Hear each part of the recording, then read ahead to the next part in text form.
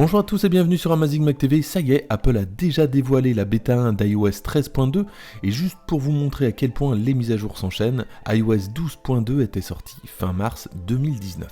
Et avant de commencer cette vidéo, il y a quelques mois j'avais testé une prise connectée de la marque Moco. Pour moi Moco c'était plutôt des coques de téléphone et justement à la sortie de l'iPhone 11 Pro je leur ai demandé si c'était possible de tester quelques coques de leur marque et puis pourquoi pas d'avoir des promotions, des réductions sur celles-ci pour les abonnés.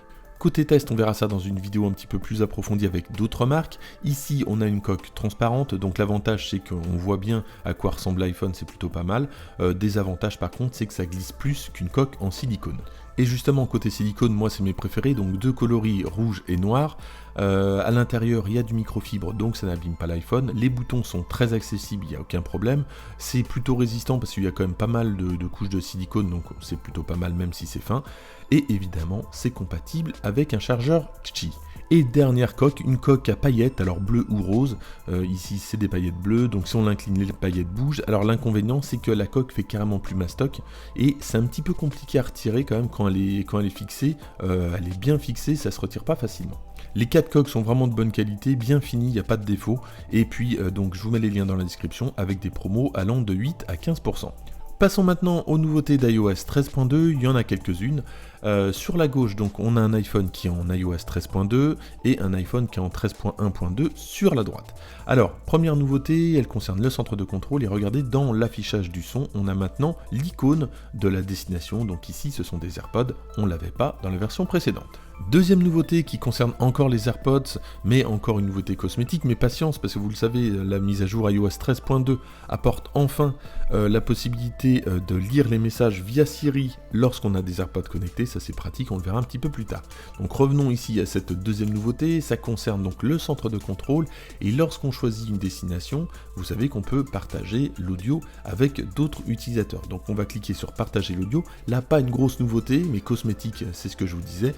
Lorsqu'on va partager l'audio, donc je vais cliquer là-dessus, je vais ouvrir mes AirPods, et regardez, la petite animation ici, donc on a une petite animation qu'on n'avait pas auparavant, puisqu'avant c'était statique, et là on a une animation un petit peu sympa, mais rien de très extraordinaire.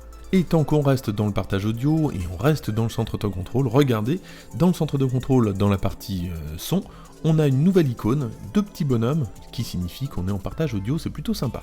Restons dans la catégorie des nouveautés dont tout le monde se fout, et lorsqu'on a un dossier et qu'on va exercer un appui, donc soit 3D Touch sur les iPhones compatibles ou Haptic Touch sur les nouveaux iPhones par exemple, on va avoir ce message-là, et regardez dans la partie renommée, avant on avait un petit crayon avec une feuille, maintenant on n'a plus qu'un petit crayon. Ça c'est de la nouveauté.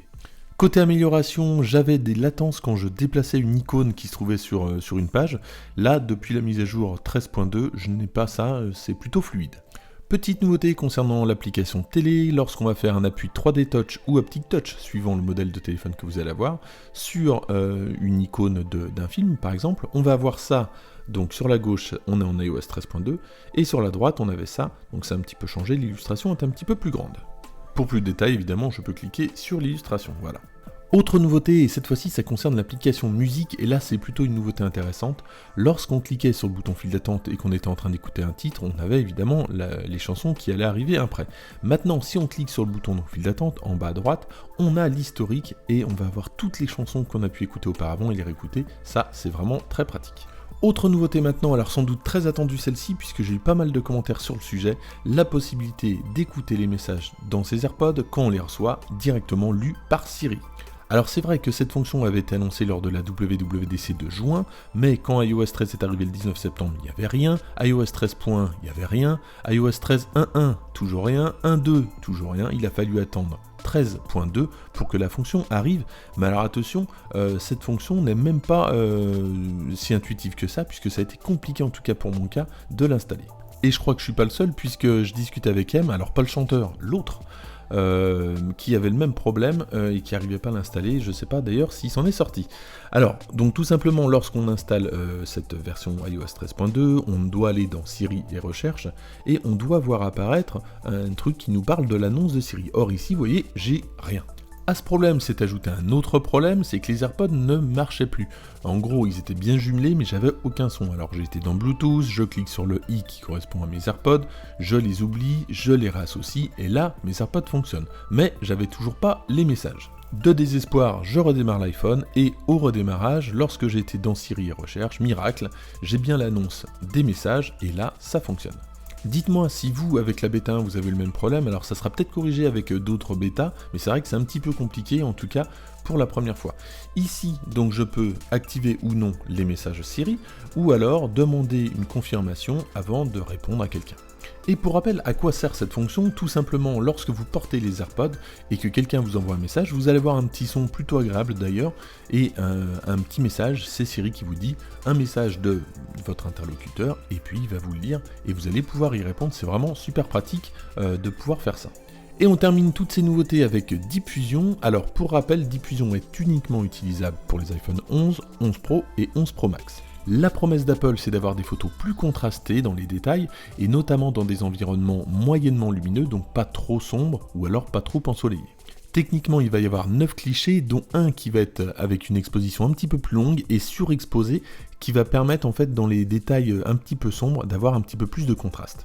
Donc j'ai fait quelques tests, mais ils sont pas forcément très probants, je trouve. Deep Fusion est sur la gauche et sur la droite c'est sans Deep Fusion. Et pour info, Deep Fusion, alors c'est pas un bouton qui s'active, ça s'active automatiquement par Apple. Donc sur la photo de gauche, effectivement, on voit quand même plus de détails, notamment dans les zones sombres qui se trouvent à droite du HomePod, alors que sur la photo de droite, sur les zones sombres, c'est un peu plus flouté, lissé, ça manque vraiment de précision et de détails. Autre style de photo avec une lumière, donc là on n'est plus en basse luminosité, mais on conserve pas mal de détails sur la gauche qu'on n'a pas sur la droite. Et puis pour terminer, une photo avec Mickey, alors là c'est plutôt saisissant, effectivement sur la gauche, donc toujours Deep Fusion, on voit plus de contraste notamment dans les noirs, et alors que sur la photo de droite, les noirs, on voit un amas noir, on voit pas trop de différence, il n'y a pas de différence de teinte, il n'y a pas de contraste.